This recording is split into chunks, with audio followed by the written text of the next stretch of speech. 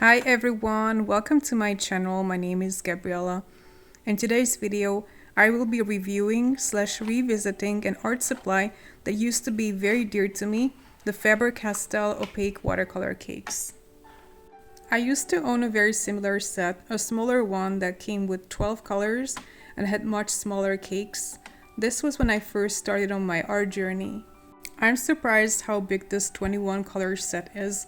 My old set was tiny next to this. If you've been watching me, you'll know that I've been using this very affordable Fabriano 1264 watercolor sketchbook for many of my videos. While it's great for watercolor pencils and graphitins, it is not the best for watercoloring, especially for this kind of watercolors, because they appear very chalky and desaturated on this paper. So this time, I opted for a 100% cotton sketchbook to be fair with these paints. During the time when I owned my first set of Faber Castell opaque watercolors, I tried it out on many different papers. Some were very disappointing, while others performed much better. I heard it so many times in art tutorials here on YouTube how it's more important to have a good quality paper than immediately investing in high-end paints. Even cheaper paints will look nice on good paper. This is something that I was skeptical about for a long time, in spite of hearing it over and over again. I used artist-grade paints on cellulose paper for years, and I was hesitant to change anything about that. I only started buying cotton paper this year, first 50% cotton and then 100% cotton. And it wasn't even watercolors that shocked me at first, but Inktense. I was stunned how much better Inktense looked on higher quality paper. A couple of weeks ago, I came across a video by a channel called Bianca Lustre Art. I'm pretty sure I pronounced the name wrong. The video was called I Tried Cheap Paint on Expensive Watercolor Paper. I watched it and I couldn't believe my eyes. She was using dollar store quality paints on Arches paper, and the result looked amazing. That video served as the main inspiration in me revisiting the Faber Castell Deckfarben paints. I was curious to see how well my favorite cake watercolors would appear on a high-end paper.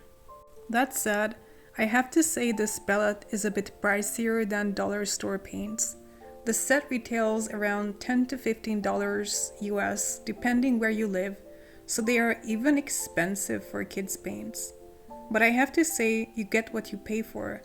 I tried many kids' supplies in the past, and this is by far my favorite. The set comes with 21 opaque colors, and yet there's no white.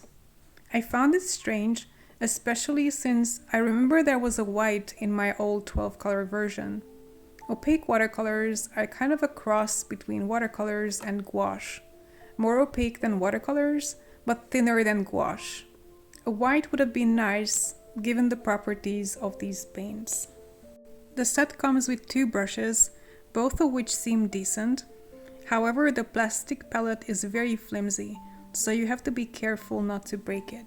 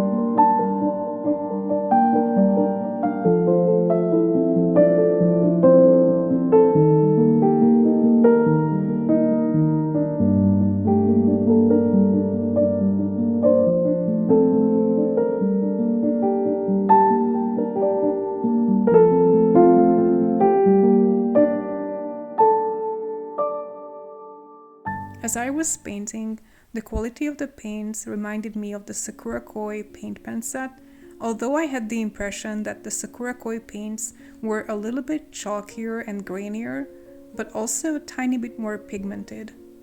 After making this painting, I am now intrigued to record the comparison video between the two. I am especially curious since the Sakura Koi paint set is 3 times more expensive than this one, at least where I live, and also contains much tinier pans.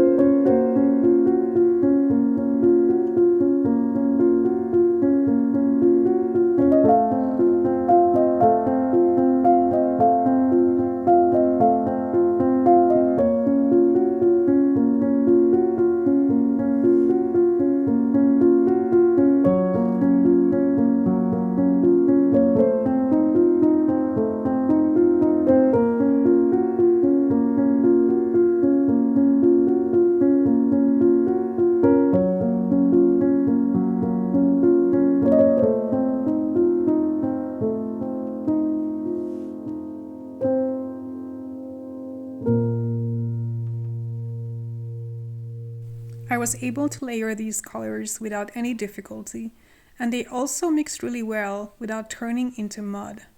A typical property of cheap watercolors is that they don't really mix well.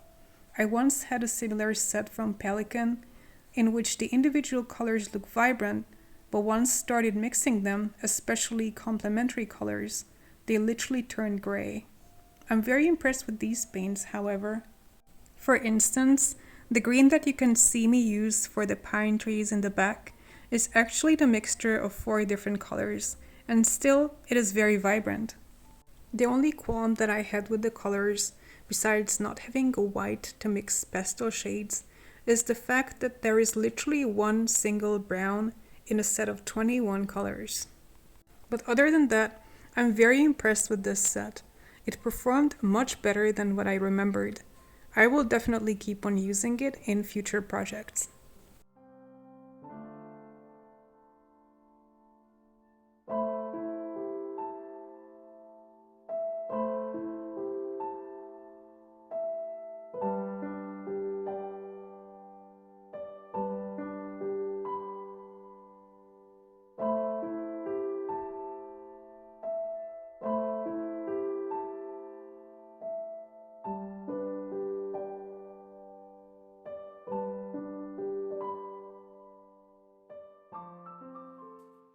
I would like to take this opportunity to say thank you to all of you who watch this channel and who comment regularly. I would like to welcome new viewers as well. Lately, my channel has been gaining followers on a daily basis, which is very rewarding and reassuring.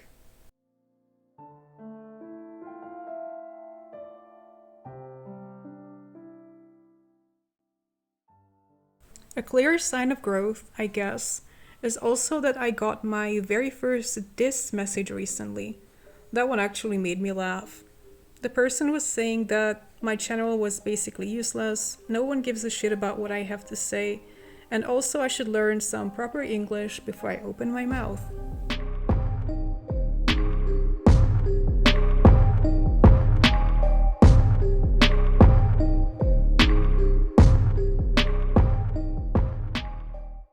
Sorry to disappoint, I'm not going anywhere. I will keep on making videos and you are free to watch it or not watch it, whatever you like. As for English, well, I speak it as a second language and I guess we'll all just have to deal with it.